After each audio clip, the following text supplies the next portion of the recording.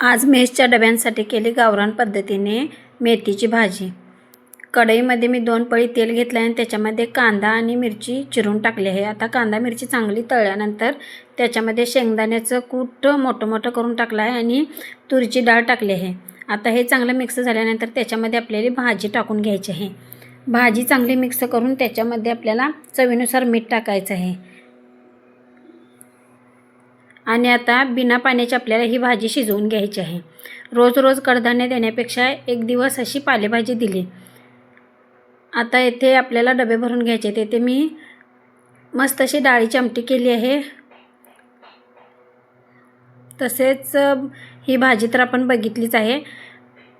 भात आणि मऊ लुसलुशीत चपात्या केल्या आहेत। जर माझे व्हिडिओ आवडत असतील तर व्हिडिओला लाईक करा, चॅनलवर नवीन असाल तर चॅनलला सबस्क्राईब करा आणि माझे व्हिडिओ जास्तीत जास्त शेअर करायला विसरू नका। इथे आपले डबे भरून तयार झाले आहेत। इथे मी काकडीही दिली आहे। थँक्यू।